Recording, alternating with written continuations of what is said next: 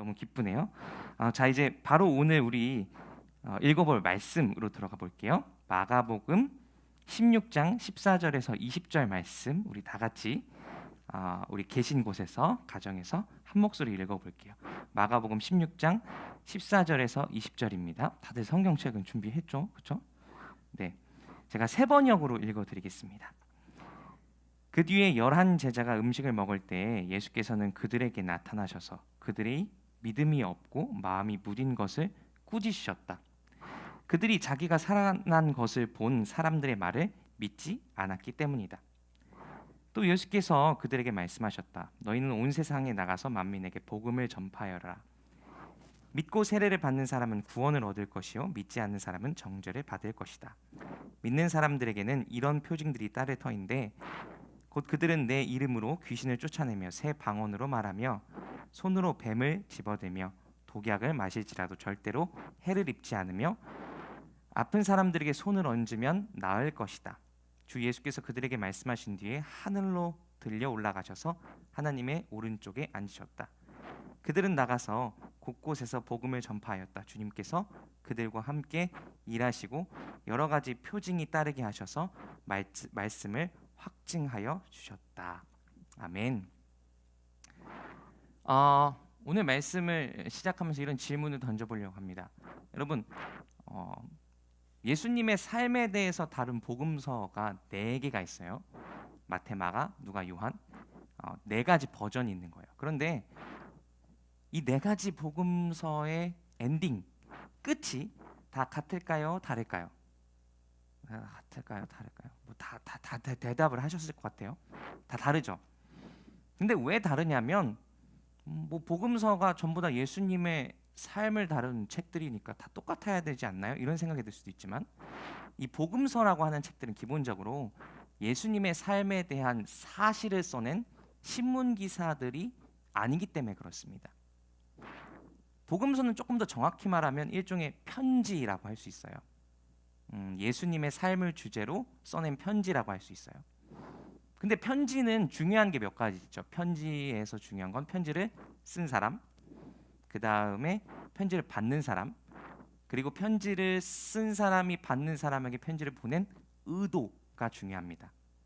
자, 그러면 오늘까지 거의 1년 동안 44번이라고 하셨나? 하여튼 이 긴 시간 동안 우리가 마가복음을 계속해서 읽었는데 이 마가복음이 하나의 편지라고 한다면 마가복음을 쓴 마가라고 하는 사람은 이 편지를 통해 대체 어떤 의도를 전달하고 싶었던 걸까요?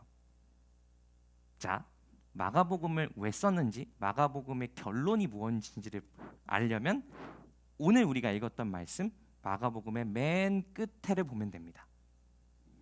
자, 오늘 우리가 읽었던 말씀 속의 이야기는 되게 뭐라 그럴까요? 간단합니다.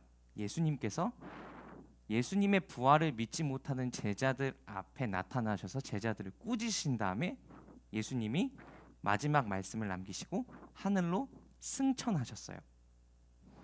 자, 근데 예수님이 가장 먼저 제자들을 꾸짖으셨다고 그랬어요. 근데 제자들이 그냥 꾸짖으신 게 아니라 제자들의 마음이 무딘 것을 꾸짖으셨다라고 그렇게 말합니다.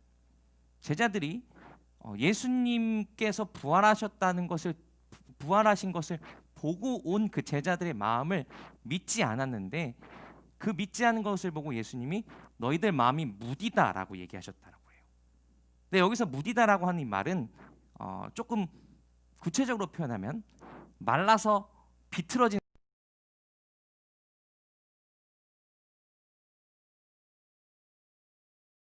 제자들의 마음이 대체 예수님이 돌아가신 다음에 십자가에 못 박혀서 죽으신 다음에 무슨 일이 있었길래 그 마음이 말라서 딱딱하게 굳어 비틀어진 걸까? 그런 생각을 해봤어요. 제자들의 마음이 굳어버렸다는 건 제자들이 포기해버렸다는 걸 의미하는 거예요. 예수님의 제자로서 꾸었던 하나님 나라라고 하는 꿈을 제자들은 포기해버린 겁니다. 하나님께서 이 세상에 예수님을 통해 뭔가 선한 일들을 이루시고 계시다라고 하는 그 희망을 제자들이 포기해버린 거예요. 예수님을 죽였던 사람들이 있죠. 그 죽인 사람들이 이겼고, 그렇기 때문에 이 세상은 예수님께서 이 땅에 오시기 이전과 마찬가지로 굴러갈 거다라고 그렇게 제자들은 체념해 버린 겁니다. 그 포기한 마음과 체념 때문에 제자들의 마음이 딱딱하게 굳어버린 거죠. 여러분, 근데 제자들은 포기했지만 예수님이 포기하셨나요? 하나님이 포기하셨나요? 하나님은 포기하지 않으셨습니다. 그래서 하나님께서는 예수님을 죽음 가운데서 일으키셨고, 부활하신 예수님은 보란듯이 제자들 앞에 나타나십니다. 그런 다음에 이 마가복음에서 가장 드라마틱한 장면이 나옵니다.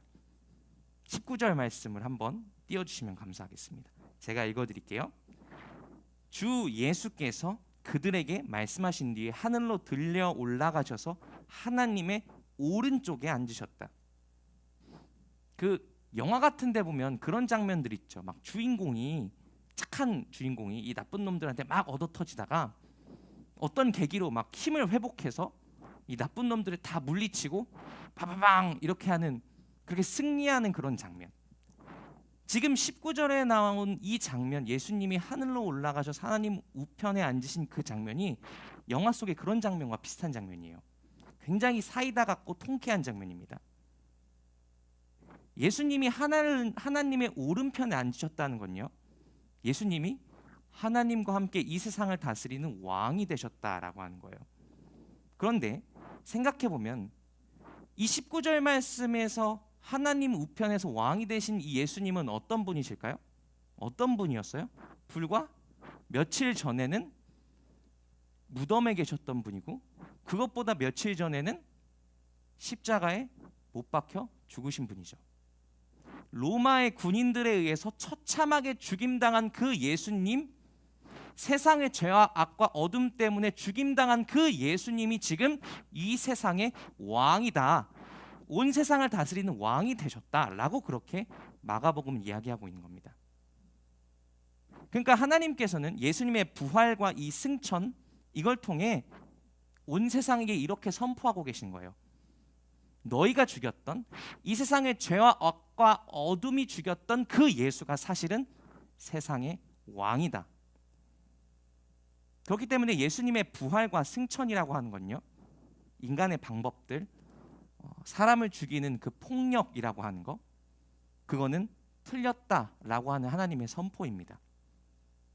예수님의 부활과 승천이라고 하는 건요, 그래서 이 세상의 어둠이 하나님의 빛을 이길 수 없고 모든 죄와 악은 하나님 앞에 무릎 꿇게 될 것이다 라고 하는 기쁜 소식, 복음입니다. 자, 그래서 여러분, 오늘 말씀의 제목이 마가복음의 결론, 믿음으로 살아가기인데, 우리가 가져야 할 믿음, 제자들은 가지지 못했던 그 믿음은 모호한 믿음이 아니에요. 그 믿음은 분명한 내용이 있습니다. 그 믿음의 내용은 바로 이겁니다. 예수님이 그냥 내 삶의 왕이실 뿐 아니라 이 세상 전체를 다스리시는 왕이시다. 예수님께서 이미 이 세상을 왕으로서 다스리고 계시다라고 하는 믿음을 우리가 가져야 하는 겁니다. 그런데 여러분, 이 믿음을 가지는 그 순간부터 우리가 살아가는 세상을 다르게 볼 수밖에 없습니다. 다르게 살아갈 수밖에 없어요. 이런 일들이 있지 않아요?